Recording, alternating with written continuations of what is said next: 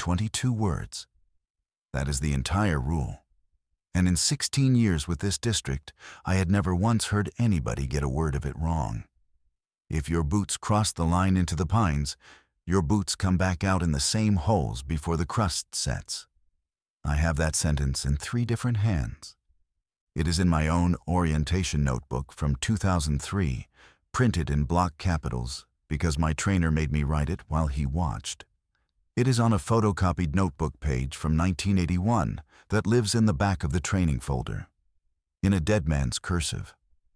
And on the last Thursday of February 2019, I heard a 26-year-old say it back to me in a converted highway garage in Indian Lake, New York, with the same words in the same order, including holes instead of tracks and crust instead of snow.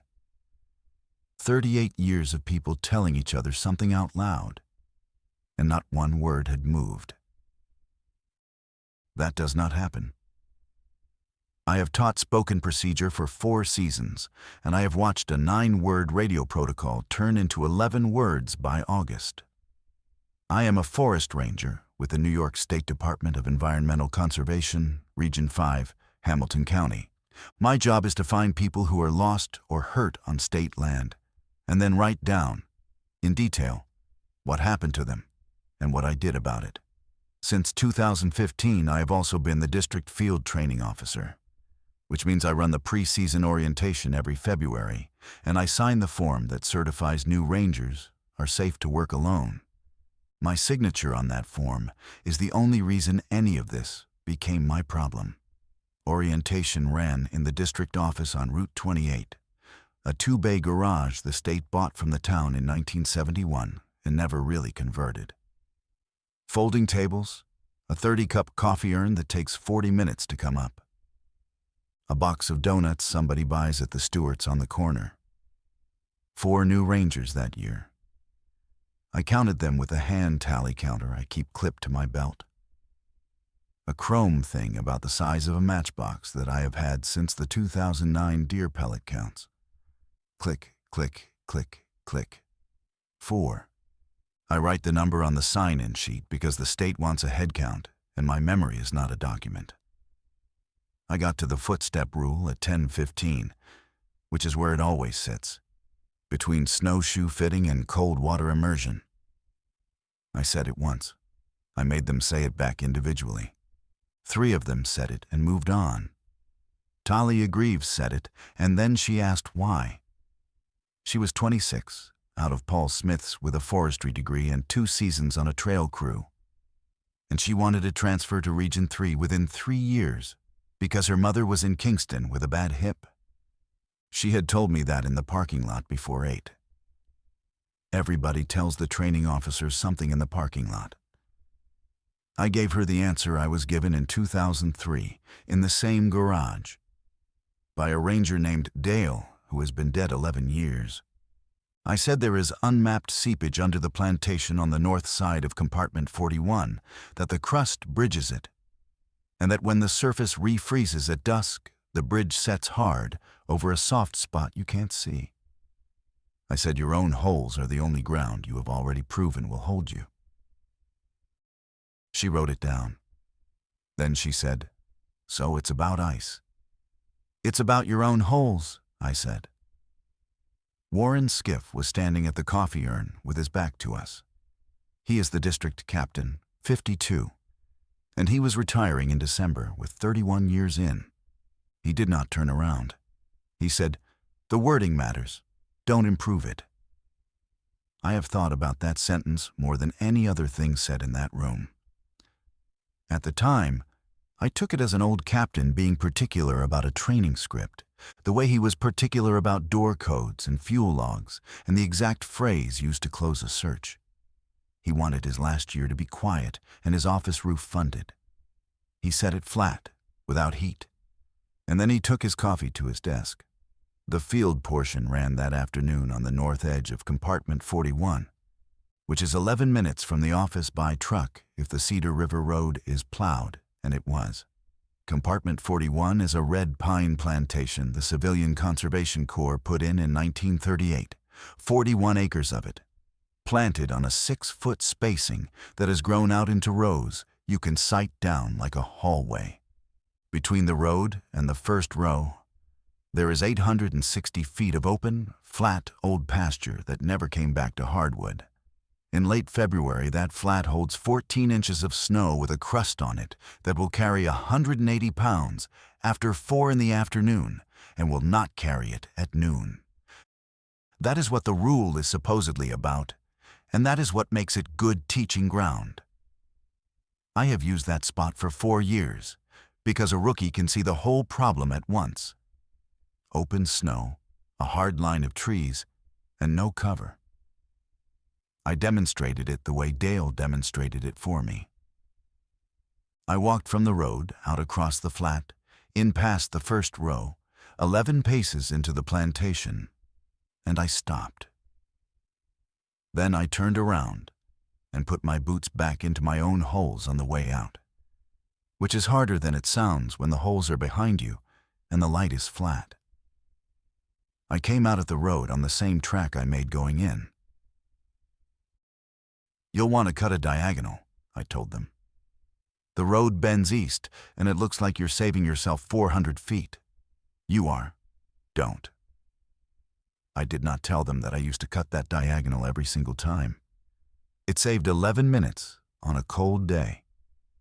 And at 26, I was cold the way you are only cold in your first 2 winters, before you learn to eat enough. We ran a compass leg after that, a triangle course along the edge. And Greaves dropped a glove. It was a black shell glove, and it went off her wrist strap in the second leg, and she didn't notice until we closed the triangle.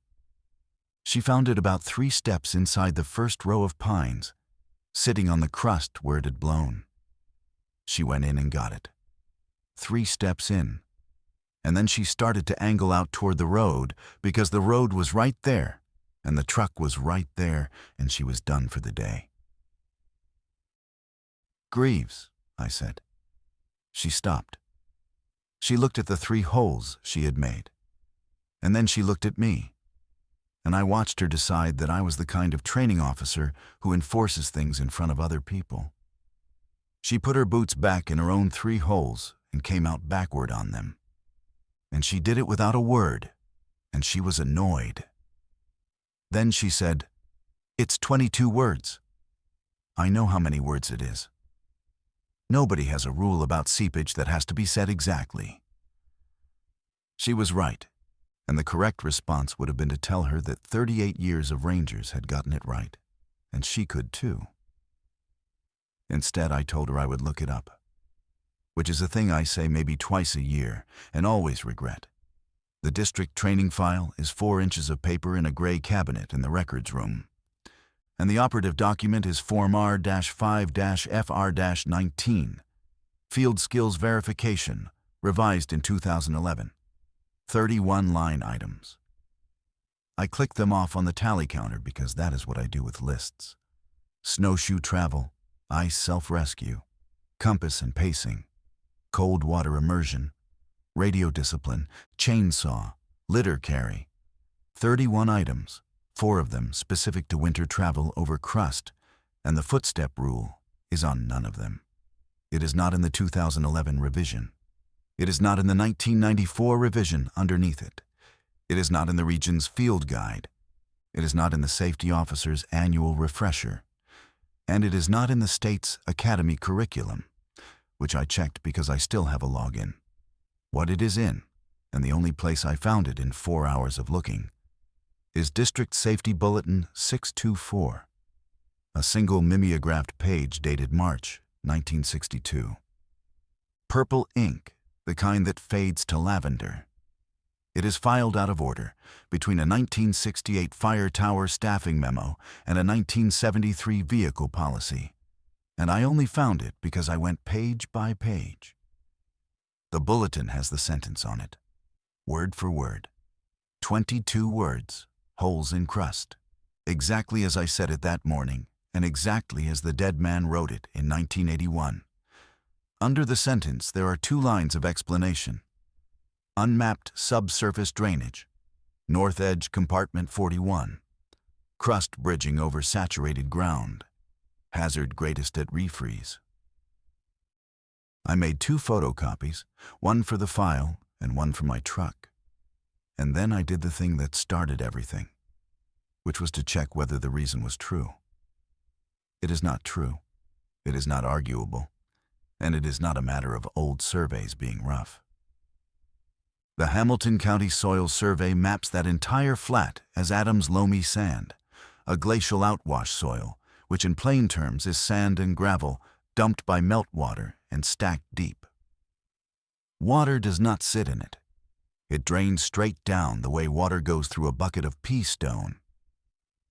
The survey lists the seasonal high water table at more than 6 feet below the surface, which means the nearest water is deeper than the height of a man standing on the ground you're worried about.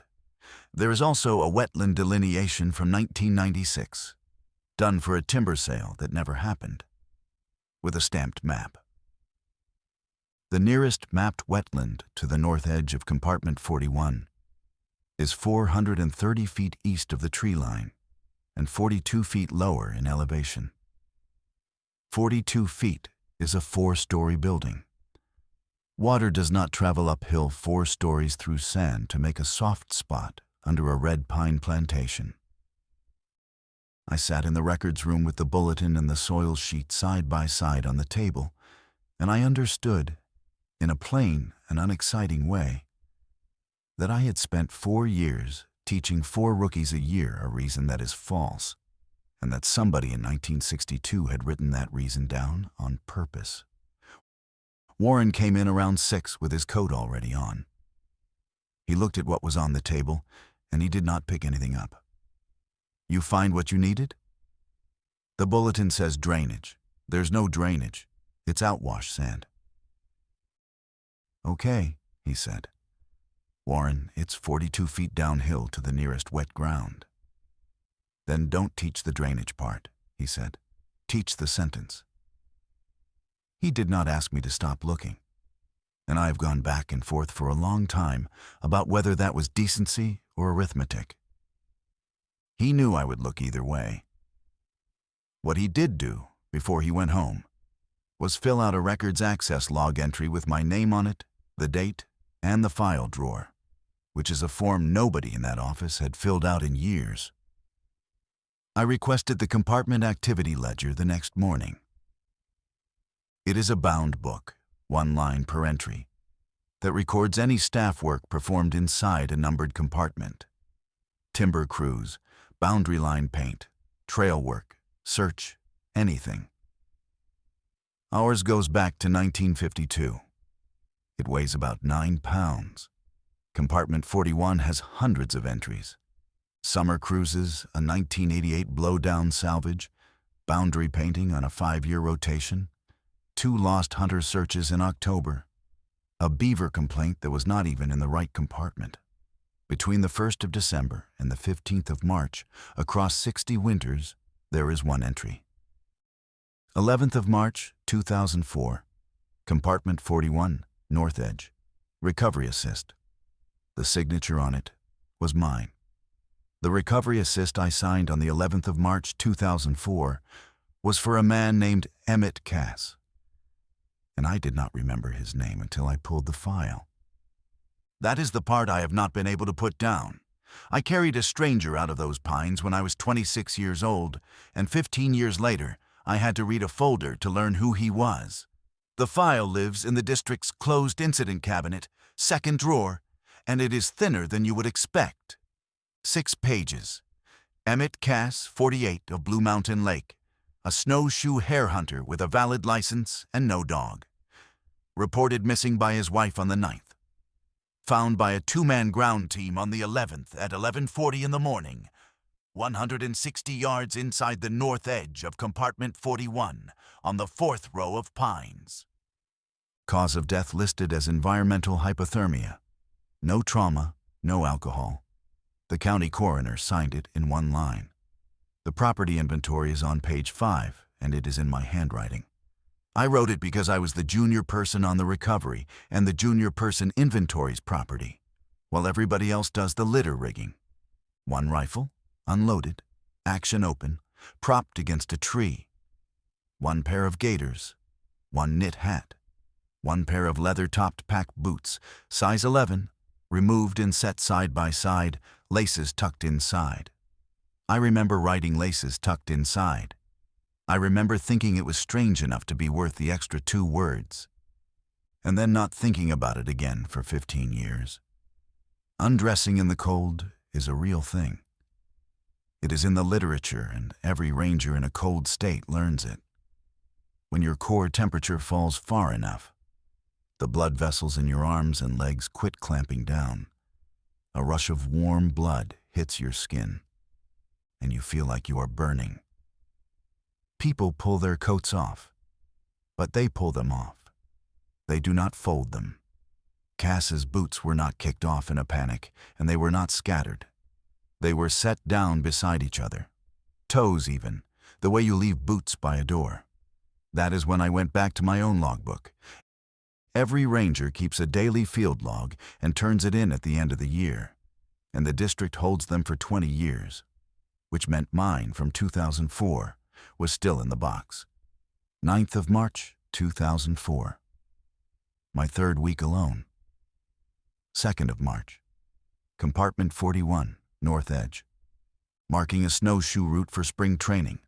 4 hours, 17 degrees. And then, in my own tight rookie handwriting, a note I put in because I was proud of it. Returned via Road East, saved approximately 11 minutes. The East Diagonal, the one I stand in front of 4 rookies a year and tell them not to take. I went in through the pines on the 2nd of March, 2004, and I came out on the east side over open ground because I was cold, and the truck was closer that way. 9 days later, a man I had never met was found inside those trees with his boots set side by side. I want to be precise about what I understood at that table, because it was not the whole thing, and I did not get there fast. What I understood was that the sentence in Bulletin 624 was not about ice, that I had broken it once, and that something had happened afterward that I had helped carry out on a litter. Understanding is not evidence. I needed to know if there were others. The Hamilton County Historical Association meets in the basement of the Methodist Church in Indian Lake, and its whole operation is Faith Lundgren, 69, retired from the school district, working out of 4 filing cabinets and a card table with a coffee urn on it. She was raising money for a furnace that winter. The quote was $9,200, and the old one was running on a thermocouple somebody's nephew had wired in. She gave me an hour, and then she gave me 3 more. She has the county's inquest abstracts on microfilm through 1978. And she has every issue of the Hamilton County News back to 1922. And she has a shoebox of Boy Scout troop rosters, because her husband ran Troop 61 for 2 decades, and nobody threw them out when he died.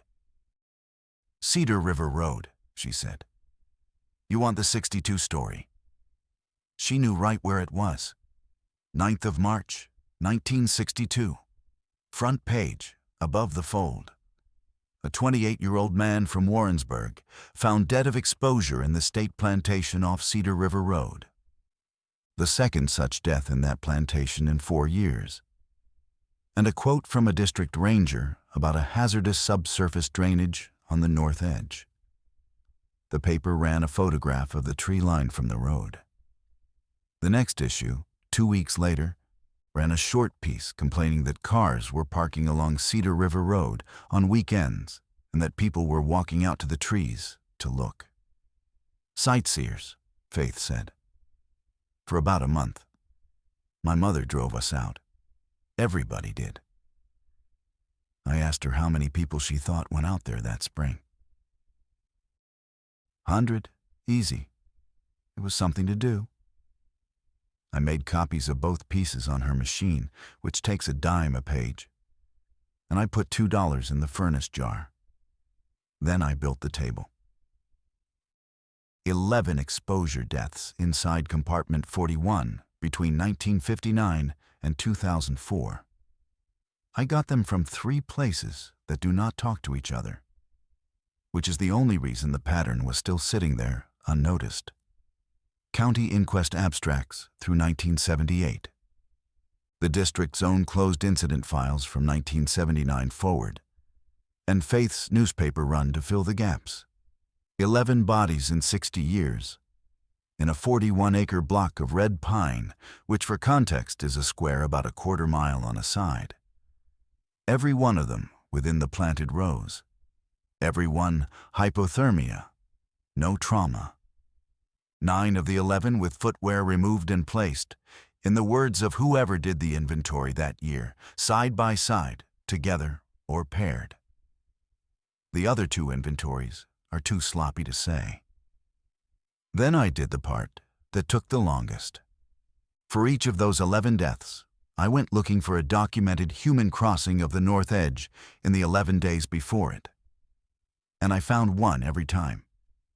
A timber cruise, a boundary paint crew, a snowmobile trespass ticket written at the tree line, a search that swept the plantation, a church youth group that got permission to cut a Christmas tree in 1970 and cut it in the wrong compartment. 11 deaths, 11 crossings, none of them more than 11 days apart. And the shortest gap was 6. In no case was the person who died the person who crossed. Then I added the weather, because I still wanted the whole thing to be about ice, and I was trying to give it one last chance to be. The National Weather Service runs a volunteer cooperative observer station in Indian Lake. A resident who reads a snowboard and a rain gauge at 7 every morning and mails in the sheet. And that record goes back to 1931. It is the most boring reliable data in the county. Every one of the 11 deaths happened in a winter with 6 inches or more of snow on the ground at the observer station on the date of the crossing. 6 inches is the depth where the surface stops being scattered patches and starts being a continuous sheet that takes a boot print and holds it. There are 9 winters in that span where the snow at Indian Lake never reached 6 inches between December and March. 1953, 1966, 1973, 1980, 2001, 4 more. In those 9 winters, there were crossings documented in the ledger, and there were 0 deaths in compartment 41, 11 for 11 with snow, 0 for 9 without. That is not drainage. Drainage does not care whether the ground will hold a print. That is a surface condition, and it has a season, and the season is the same season we run orientation. I brought the table to Warren on the 5th of March, with the soil survey stapled behind it. He read the whole thing standing up, which took him about 4 minutes, and then he set it on the desk and put his hand flat on it. You pulled county records on state time. I pulled them Saturday. You used the office copier and you logged into the incident system 11 times in 6 days. He said it without any particular meanness. The regional safety officer sees that log, Delia. It goes to Albany with everything else. Then let's send it to Albany. Send them what? He turned the top sheet around so it faced me. You've got 11 dead people and a snow depth chart. You've got no cause, no mechanism, no theory a state engineer would read past the second page.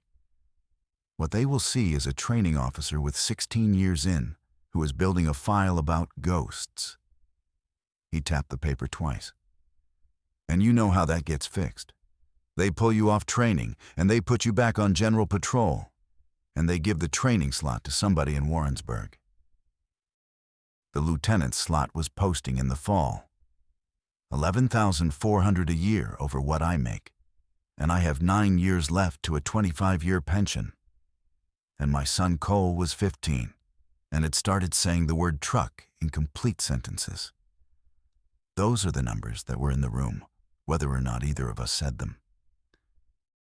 He wrote me a counseling memo that afternoon, not discipline. A memo to file, 3 sentences regarding appropriate use of district record systems, and he read it to me before he signed it because he is not a coward about the small things. Then he said, "Teach the sentence. It works. Whatever it is, it works. And it has worked since before either of us was born." How do you know it works? He picked up his coffee and found it cold and put it down again. Because I've been here 31 years, and I've never had to go get one of my own out of there. I went to see Hollis Renfrew on the 6th. He was a district ranger from 1966 to 1996, and he lives 4.5 miles down Route 30 on a lot that runs back to state land. He was 78, and he was re-siding his detached garage in March in Hamilton County. One course of vinyl at a time, on a scaffold plank 2 feet off the ground. He knew who I was before I got out of the truck. He let me talk for 6 minutes. I laid it out plain. The bulletin, the soil, the 11, the snow, my own signature on the Cass inventory. He set his snips on the plank. The sentence still get taught? Word for word. Then you're doing your job. He picked the snips back up. Go home. Hollis, I left one open in 2004. He did not look at me. He cut a piece of J channel, and he cut it 1/4 inch long, and had to cut it again. I know what I know, and I'm not going to say it out loud in my own yard, he said. You want to be useful? Teach the sentence, and don't take the east cut. That's the whole of what I've got. I noticed on the way out that his garage was already sided. The new course he was putting on was going over vinyl that could not have been more than a few years old. And there was a pallet of it under a tarp with 3 more boxes on it. I noticed, too, that he stopped working and went inside at 4:50, while there was still an hour of light, and that his back door faces the tree line at the end of his lot. Talia Greaves finished her first solo patrol week on the 8th. Every ranger carries a state-issued handheld GPS that logs a track point every 30 seconds, and the training officer reviews the first month of tracks. It is routine. I do it on Friday afternoons with the door open. Her track for the 1st of March showed her vehicle on Cedar River Road at 10:12 in the morning. It showed her walking the north edge of compartment 41. It showed her going in through the tree line at 10:26, 140 feet, and coming back out at 10:34 on a bearing about 30 degrees off the one she went in on, angling east. Then it showed her going back in at 2:19 in the afternoon, farther that time, 210 feet, and coming out again on the east diagonal at 2:31. 2 crossings, neither one closed. 7 days gone already, the snow at Indian Lake standing at 19 inches. And if the count ran the way the other 11 ran, the last day she had was the 12th of March. Talia Greaves had 2 open lines on the north edge and 4 days left. And she did not know either of those things because I had not figured out how to tell her. What I did instead was take her back out there on the 8th of March at 2 in the afternoon and tell her we were reviewing her track log in the field, which is a real training practice and which I have never once done in the middle of a week. The wind had been out of the northwest for 3 days. 19 inches of snow on the flat, and every bit of it worked over. Her 1026 track was still there, or the memory of it was. A shallow, dished line running out from the road toward the trees, softened at the edges and half filled with loose grain, the way a footprint looks when it has been rained on and then frozen. You could see where a person had walked. You could not have put a boot back in a hole, because there were no holes left. There was a trough. Her 219 track was worse. It ran farther east where the flat is more open to the wind, and it was gone entirely for the first 200 feet. And then it came back as a series of faint depressions, like something under a bedsheet. She stood at the edge of the road with her hands in her coat and let me look. "You want me to walk it back out?" she said. I want to see if it can be done." She tried. She got about 60 feet along the morning track before the guessing became obvious. And she knew it. And she stopped on her own. "I'm making new ones," she said. "Yes. So that's worse." I told her to come back to the road, and she did, on a wide arc. And I watched her do it. And I did not correct her, because there was no version of correct left out there. That was the first hard fact of that week, and it cost me the last comfortable idea I had. Once the surface sets, the person who made the line cannot close it. Not from unwillingness, from physics. The holes are gone by the second morning, and after a wind, they are gone before that. She asked me on the drive back whether she was in trouble. I said no. She asked whether it went in her file. I said no. She looked out the window for a while, and then she said her mother's replacement had been pushed to June, and the Region 3 list was closed until fall. And I let her talk about Kingston for 11 minutes because it was the only kindness available in the truck. Faith Lundgren was in the church basement that evening with a shoebox out on the card table because I had called and asked for anything she had that put people in that plantation. She had more than I wanted. Troop 61 did an overnight in Compartment 41 in 1970. And the same troop did a winter map and compass hike on the North Edge in February of 1972. And her husband kept a roster for every outing with the boys' names printed and their parents' phone numbers written beside them. 1972, 12 names. 11, 12, 13-year-olds. I copied the sheet because I was copying everything by then. "They walked out to the trees and back," Faith said. "He'd have them shoot a bearing off the road." "Did they go in?"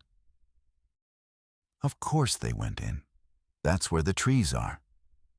She wanted to talk about the furnace, and I let her, because she had spent 4 hours of her life on my questions, and because the quote had gone up $200 since February. I asked her if anybody else had ever come in asking about the plantation.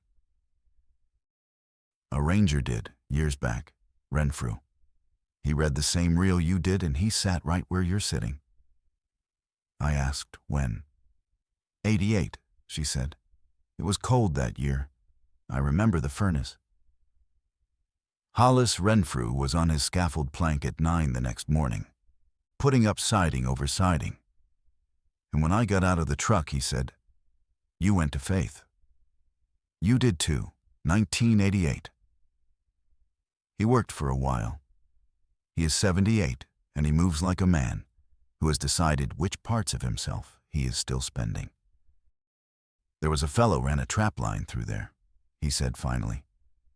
"Old boy from Wells. He came out on the road in November because he was tired, and it was near dark. He didn't know. Nobody told him because nobody knew him." "And you walked it?" "I walked it out." He set the snips down. "In his boots. 9 days after he made it. 212 going in, 229 coming out. And I counted both because that's what you do." "Why his boots?" "Because they're what made the holes." He said it the way you would explain a socket wrench to somebody holding pliers. "It's not you it wants. It's the line. The line was made by a boot, and the boot has to finish it." He told me the rest in about 90 seconds, and then stopped. And I have never gotten another word out of him about the mechanism. "There is a stick," he said. "It is in the crawl space under the district office, on the sill plate to the left of the hatch. And it has been there since they poured the new floor in the 70s. 6 men kept it. Every closure is on it. Don't take it out of the county." Then he said the thing I have not been able to argue with. "You go close that girl's line, and somebody doesn't die who was going to. Fine. But you don't know who. You never know who. You know what you do know." He picked up a piece of J-channel and looked at it instead of me. "You know it was going to be one of them. Somebody who already crossed. Old men mostly by now.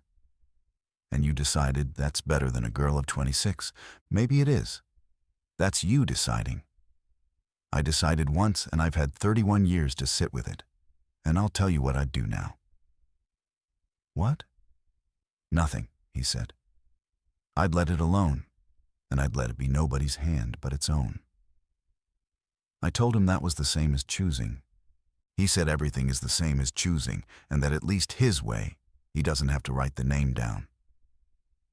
I could not prove him wrong then, and I cannot now. That is the honest part.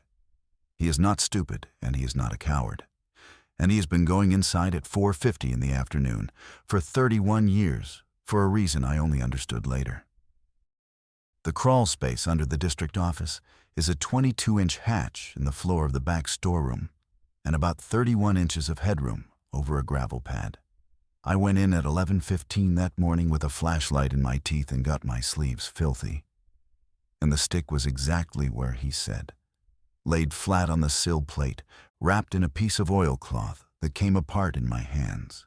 Rock maple, 38 inches long, 1 1/4 inches square, the corners worn round. 11 ounces on the postal scale in the front office. Notched across one face every 4 inches, 9 notches, the way you'd mark a stick to pace out a plot. The other 3 faces are covered in writing.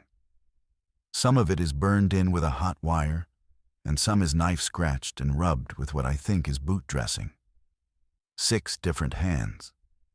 The oldest entries are at the butt end, and it works up toward the tip, and the tip is not full.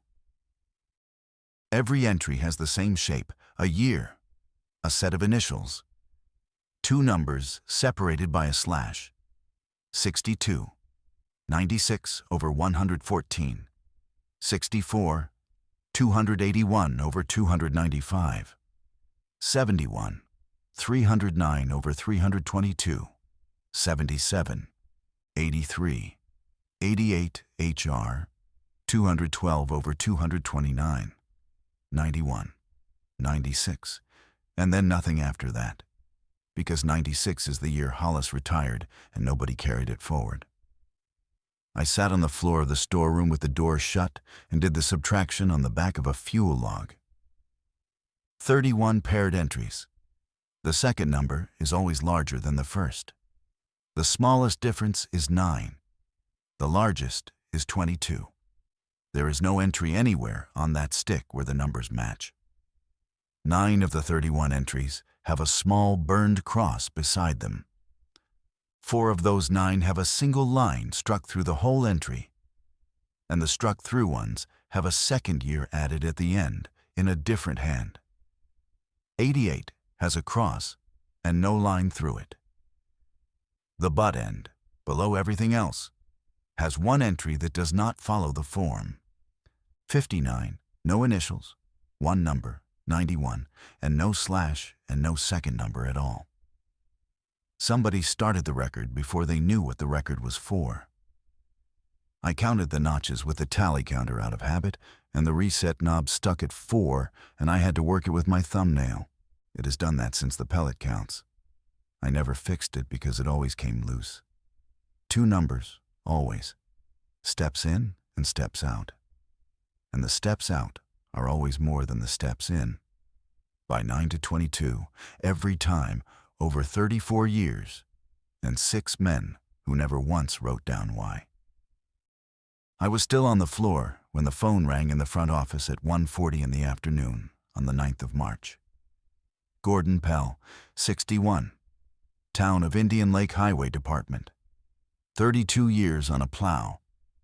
His wife called it in the night before when he did not come home from checking a beaver flow on the Cedar River. The town crew found his truck on the road at 7 that morning and found him at 12:50 in the afternoon. 110 yards inside the north edge of compartment 41 on the 3rd row. I did not go. Warren went, and he took 2 rangers out of Long Lake, and he called me from the road afterward and told me not to come near it. And then he told me the rest, because he knew I would get it from the file anyway. No trauma, Environmental hypothermia. Coat unzipped. Boots off and set together, laces tucked in, 4 feet from where he was lying. I had the 1972 Scout roster on the passenger seat of my truck, folded in thirds, and it took me until 9 that night to open it again. 12 names. 6th one down. Printed in a Scoutmaster's block capitals with a phone number beside it that has not been a working number since the exchange changed. Gordon Pell, 11 years old. February 1972. Shooting a bearing off Cedar River Road and walking into the trees with the rest of them. 47 years. Whatever holds that list does not let go of it, and it does not care that a man became a plow operator, or that he raised 2 kids, or that he was going to retire in June. I went out at first light on the 10th, 6:12 in the morning, 11 degrees, hard crust, and enough angled light to read a track from the road. Talia's morning line was still open. Her afternoon line was still open. Not one new print in either of them, and no return set anywhere on that flat, except mine from 2 days before. Gordon Pell was dead, and the line had not closed. 2 lines open on the flat, a dead plow operator in the county morgue in Lake Pleasant, and no return prints anywhere. I had the arithmetic backward, and I knew it standing on that road at 6 in the morning, because 11 deaths in 60 years had all come with a return set, and this one had not. I went back at 4:30 that afternoon and parked 800 feet west of the tracks, on the shoulder, with the engine off. I want to be careful here. This is the part I have never been able to put in any document, and it is the part I've gone over the most.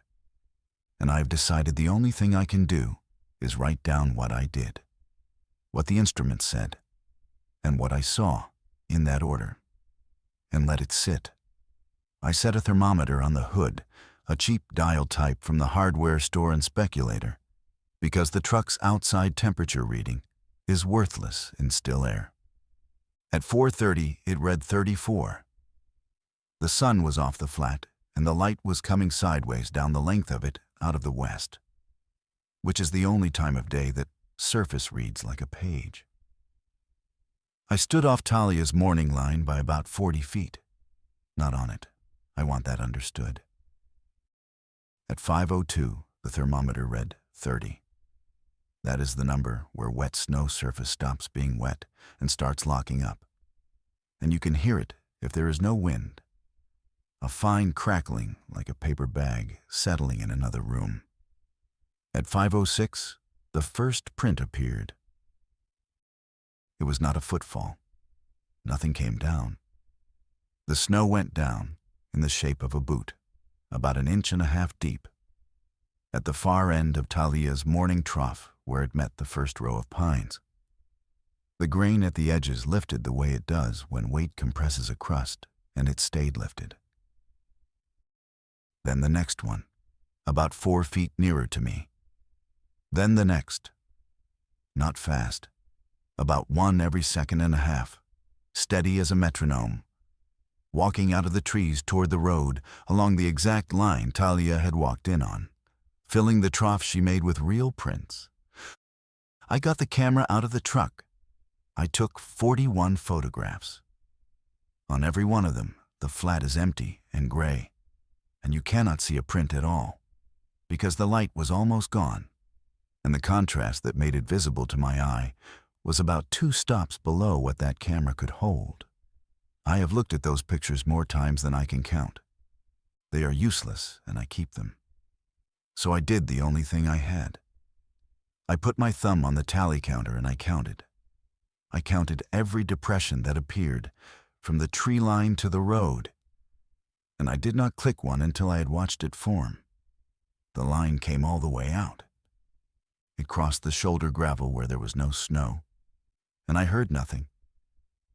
And then it came up into the plowed bank on the far side and went over it and stopped, because past the bank is bare pavement, and there is nothing there to take a print. 347. Then I walked the line with a flashlight and measured the prints. And this is where the whole thing stopped being a pattern and became a specific person. 11.5 inches heel to toe. A lug pattern with a chevron forefoot and a squared heel breast, and a wear pattern on the outside heel of the right print about a 1/4 inch deeper than the left. That is a walking gait. That is a man who rolls his right foot out. Gordon Pell's boots were in a paper evidence bag in the district office, because the coroner released them Sunday and nobody had gotten them back to his wife yet. I drove there, and I opened the bag on my desk under a lamp. Insulated pack boots, size 11.5, chevron forefoot, squared heel breast, the outside of the right heel worn down about a 1/4 inch past the left. The prints on the flat were made by a pair of boots sitting in a paper bag on my desk. Talia had walked in on that line 140 feet. Say 110 paces on the way in for a person her height on crust. And I checked her GPS point count later and got 113. 347 came out. 9 to 22 more. That is what the stick says. 31 times over 34 years. 347 is not 9 to 22 more than 113. It is 3 times as many. I sat in the truck with the heater running and worked it on the back of the Cass property inventory, which was the only paper I had. If a return set runs 9 to 22 longer than the line it answers, then whatever walked out that evening had not answered Talia's 113 steps. It had answered something longer. 210 feet in on her afternoon track, plus 140 in the morning, plus my own 11 paces in and out from the demonstration in February, plus Talia's 3 steps after the glove, plus whatever the wind had not shown me. It had answered all of it. Every open line on that flat walked out as one in Gordon Pell's boots. And the 2 morning troughs were still sitting there, open, because a return set is not a closure. It is a receipt. I got Warren at his house at 9:40 at night. He came to the door in a flannel shirt with the game on behind him, and he stepped out onto the porch and shut the door, which told me he already knew what the conversation was. I gave him the stick first. He held it under the porch light and turned it over twice and did not pretend not to know what it was. Where? Crawl space. Sill plate left of the hatch. Yeah, he said. He handed it back. Dale showed me in 92. He wouldn't let me carry it out of the building. I gave him the rest of it in about 6 minutes, standing up in the cold. The soil survey. The 11 deaths. The 9 dry winters with nothing in them. Cass's boots and my East cut in 2004. Pell on a scout roster from 1972. And the count from that evening. 347, and the wear on the right heel. He listened to all of it, and he did not once say I was wrong. Then he told me about 1962. The bulletin was written by a district ranger named Vernie Ostrom, no relation to anybody now living in the county. And it was written after the second death, because by then, 3 men in the district had put the pattern together on their own and needed to give the crews an instruction. Ostrom wrote the sentence, and he wrote the drainage line under it. And the drainage line was a lie he chose on purpose. He printed 40 copies, Warren said. Then the paper ran the story and put a picture of the tree line on the front page. And every family in 3 towns drove out there on a Sunday to look. Kids out of the car, people walking to the trees and back. How many? Nobody counted. 100? 2. He was looking out at his own driveway. That's the whole thing, Delia. That's the entire decision right there in 1962. He watched a newspaper story with the word hazard in it, put 100 people on that ground in 1 month. So he pulled the bulletin, and from then on, it got taught by mouth. and the reason got taught as ice. Because ice makes people careful, and mystery makes people come and look. He was protecting them. He was protecting them from us telling them. He rubbed his face. You put it in writing, and it goes in a file, and files get requested. And one day some reporter out of Utica does a Sunday feature. Then it's 400 people, and every one of them is on the list forever. And the list is already long enough that it reached back 47 years and picked up a man plowing roads for a living. I asked him how many people he thought were on it. I've thought about that for 20 years, and I've made myself stop, he said. Scouts, crews, every sightseer in 1962. Hunters who never told anybody. It's hundreds, and they're all somebody's grandfather now, and there is nothing on God's earth that any of us can do about the ones already on it. Then he said the second thing, which I had not expected, and which is why I have never been able to hate him. You've got 2 lines open on that flat, and they belong to a girl I hired in November. He said it quiet. And you're on the list, and I'm on the list, because I walked that edge in '94. I told him what Hollis told me. That a line can be walked out by someone else in the boots that made it before the 11th dusk. That Hollis did it in 1988. That the stick has 9 crosses on it, which means it has been done 9 times. Warren was quiet a while. 4 of those 9 have a line through them, he said. You did the subtraction. Say it.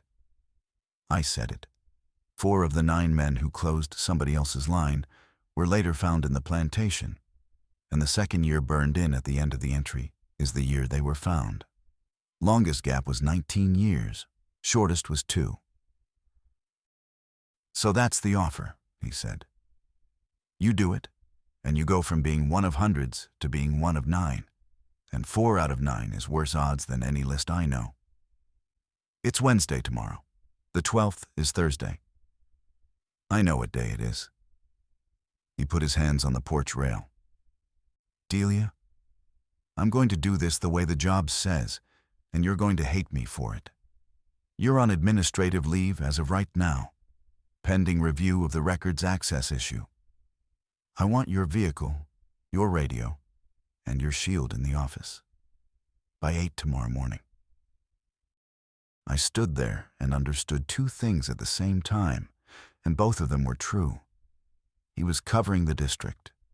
He was also taking away the truck that would put me on Cedar River Road, and the radio that would put my location in a dispatch log. And he was doing it 11 hours before the 11th dusk. And he was doing it to a woman who had just told him she was thinking about walking that flat. You're grounding me. I'm following procedure, he said, and you can read it either way. And I'd appreciate it if you'd let me not say which. He went inside. The game was still on. I turned my truck and radio and shield in at 7:50 the next morning, the 11th, and Warren signed the property receipt and did not look up. I drove home in my own car, a 2011 Impala with 190,000 miles on it, and a heater that works if you slap the dash. Talia was in my kitchen at 11. I had called her the night before and told her to bring the boots she wore on the 1st of March and not to ask me why on the phone. She set them on the newspaper by the door. Salomon hikers with a gator hook, size 8, the left one duct-taped at the ankle seam. I wear a 10. At 11:40, I called Hollis Renfrew to ask him how a man walks 212 steps in another person's boots. And the phone rang 11 times. And then I called the town office and asked if anybody had seen him. And the clerk said his truck had been sitting on Cedar River Road since sometime yesterday afternoon. Hollis Renfrew's truck was where the clerk said, nosed onto the shoulder 400 feet east of the tracks, unlocked, keys in the console, and the hood was cold enough that the frost on it had never broken. I called it in from the payphone outside the Stewart's because I no longer had a radio. And I gave the dispatcher the plate and the location and my name. And then I drove back out and parked behind it in my own car at 1:20 in the afternoon on the 11th of March. The county turned out fast because everybody knew him. Sheriff's deputies, 2 rangers from Long Lake, 6 men off the town highway crew who had just buried a co-worker and were not going to sit home. Warren ran it out of the back of his truck with a clipboard, and when he saw me standing at the tape, he came over and said, "You're on leave." And I said, "I'm a person on a road." And he looked at me for about 3 seconds, and then went back to the clipboard. He put me on the roadside perimeter with a hand radio and of a vest, which is a job you give a civilian, and which kept me 800 feet from the tree line and inside a dispatch log. They found Hollis at 3:05, 140 yards inside the north edge, on the 5th row, alive. Core temperature 31 degrees on the esophageal probe when the medics got it in him, which is deep enough that they would not let anybody rub his arms or move him fast, because a heart that cold will quit if you jostle it. They packaged him flat and warm and slow, and they took 40 minutes to get him out 200 yards. His boots were off, set side by side, toes even, laces tucked inside, on the snow 11 feet from where he was lying. And there was no sign in the snow around them that he had struggled with anything at all. He came back. He spent 9 days in Albany Med and then 3 weeks in a rehab in Amsterdam. And he lost the tips of 2 fingers on his left hand. He never told anybody in an official capacity why he was in there. He told me in May, sitting in a vinyl chair with a blanket over his knees, and what he said was, "I figured if it had to be one of us, it might as well be one who already knew." He went in to be taken. He was 78. He had been going inside at 4:50 every afternoon for 31 years. And he decided that a man who had already closed a stranger's line and been carrying a cross beside his initials since 1988 was a better answer to that flat than a girl of 26. He did not tell me he was going to do it because he knew I would say what I'm about to say, which is that it did not work. At 4:50 in the afternoon on the 11th, with the last truck pulling out and the light going sideways, I walked to the edge of the plowed bank and looked down the flat. Talia's 2 lines were open. Hollis's line was open now too, a fresh set going in from where he parked. 300 and something prints of an old man's packed boots crossing 800 feet of open pasture in a straight line, and no return set in any of them. Whatever it does not accept a volunteer. I have thought about why, and I have nothing. That is one of the several places where the pattern is clean and the reason is a wall. He crossed. That is all he did. He put a new line on the flat and made it worse. I went home at 6, and my son Cole was at the table with a plate of spaghetti and a community college brochure he had not opened. And he told me a truck came up for sale in Weavertown, a 2006 with a bad tailgate, $2,200, and asked if I would go look at it with him Saturday. I said yes, I meant it. Then I sat in the bathroom with the door shut and did the arithmetic on a piece of registered tape. 4 of 9, that is the number, 44%. And 2 years was the shortest gap on that stick, and 19 was the longest. And either way, it is a chair with your name on it. Against that, 1 open line belonging to a woman who is on my form, not on the state's form. On mine, R-5-FR-19. 31 line items, and my signature at the bottom, certifying she had been trained to work alone in this district. Talia Greaves crossed that edge on the 1st of March because in February I stood on that road and taught her a reason that was false. And she did what people do with a rule when the reason under it turns out to be soft. She did not take it seriously because I had not given her anything to take seriously. That is the whole of it. I have not found a better way to say it in 7 years. Hollis's argument is still good. Somebody dies who would not have, and somebody else dies who would not have. And I do not get to know either name. And the difference between us is that I was willing to write it down. I left the house at 3:40 in the morning on the 12th so that Cole would not see me carry the boots out. Talia's size 8s with a duct-taped ankle.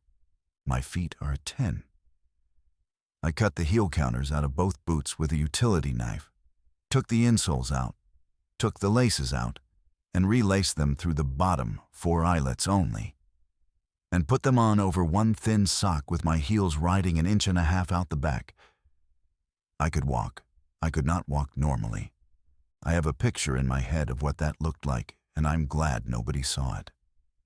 I parked the Impala at the culvert a 1/4 mile west and walked in on the road, in my own packs, carrying the hikers. 5:12 in the morning, 9 degrees. Hard crust, hard enough that I could stand on it flat-footed without breaking through, and no wind at all. The light was coming up gray from behind me down the length of the flat, which is the same low-angle reading light as dusk, only cleaner. I sat on the bank and put the boots on and left my own on the gravel. I took the tally counter off my belt and reset it, and the knob stuck at 4 again, and I worked it with my thumbnail until it went to 0. Then I walked her line, not the trough. The trough was 3 days of wind and useless. What I had was the GPS track, printed on 8.5 by 11 paper with the point marks on it, and a compass bearing off the road culvert, and the plain fact that a person walking from a parked truck to a tree line walks a straight line. I put the first print where her first point was, and I walked the bearing. And I stepped in every depression I could find and guessed the rest.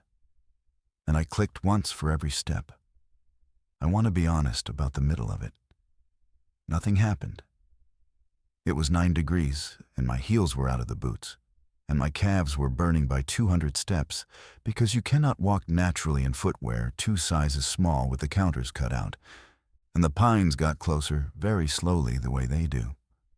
And the only sound was the crust and my own breathing. There was no presence. There was no cold spot. Nothing watched me. I went in at the point where her track entered, and I went 140 feet down the 4th row, and I stopped where her track stopped. And I stood there in a red pine plantation on a 6-foot spacing with the rows running away in 4 directions like hallways and the ground bare brown needles under 2 inches of drift. Then I turned around and walked out, in my own new holes, which were the only holes on that ground that had been made by the boots that made the line. I came out on the road at 6:21, and the counter read 344. I walked the line back with a folding rule before the sun got high enough to wash the shadow out, and I counted the prints on the ground, and there were 331. 13 more clicks than prints. I counted them 3 times. I counted them again in the afternoon when the surface was soft and the record was rotten. And I got 329 and 333 and stopped because the morning count was the only one worth anything. 9 to 22. 31 entries on that stick, and every one of them landed in that window. And now there are 32. I burned it in on the tip of the stick that night with a soldering iron out of my garage, in the only space left, because the 6 men before me left room, and I'm not going to be the one who fills the last of it. 19. DO 331 over 344. I did not burn a cross beside it. I could not make myself do that part, and I have thought about going back and doing it, and I will not. Nobody died. Talia's line closed, and Hollis's line closed with it, which I know because there has never been a return set on that flat since. and because on the 13th of March, both troughs were gone, and the surface was blank all the way to the trees. Here is the cost, stated the way I would state it in a report. Letter of censure in my personnel file, dated the 2nd of April, 2019, for unauthorized presence on an active incident location while on administrative leave. Removal from the district field training officer assignment, effective immediately. Ineligible to compete for promotion for 3 years, which took the lieutenant slot off the table in the fall and put it in Warrensburg. And $11,400 a year that I did not get and will not get. My pension is intact. I still have 9 years, now 7, and I still have the job. And Warren fought for that last part harder than he needed to. Talia Greaves transferred to Region 3 in October, 2 years ahead of her plan. And her mother had the hip done in June. She sent a card at Christmas with a picture of the Hudson on it. She thanked me for the training. She does not know. And I decided that not knowing was the last thing I could give her. And I'm aware that is another decision I made on somebody else's behalf. Faith Lundgren got her furnace in November, $9,400, half of it from a chicken barbecue in the fire hall parking lot. She has no idea what she handed me across that card table. Warren Skiff retired the 3rd week of December. In his last month, he revised Form R-5-FR-19 and added line item 32. It reads, in full, Compartment 41, North Edge, Winter Travel Procedure, verified verbatim. No text, no reason. A box to initial. Verna Ostrom spent 61 years making sure that sentence never went in writing again. And the man who explained to me exactly why put it on a state form with a checkbox because he was retiring and he had nothing else to hand down. I have not decided whether that was courage or surrender. I do not think Warren has either. Hollis Renfrew lives with his daughter in Gloversville. The garage never got finished. There is a pallet of vinyl siding under a tarp behind it, 3 boxes, and the new owners will wonder about it. I teach nothing now. I run general patrol out of the same office, and I do the same reports. On the last Thursday of every February, I take a personal day, and I drive out Cedar River Road, and I look at 860 feet of open snow and count nothing at all, because there is never anything in it. The rule was never a lie. It just stops one clause early. The tally counter is on the kitchen windowsill above the sink, where I put it on the 12th of March and where it has stayed. The reset knob finally sheared off that morning when I tried to zero it in the car with cold hands. And the shaft is bare metal now, and there is nothing to turn. It still reads 344,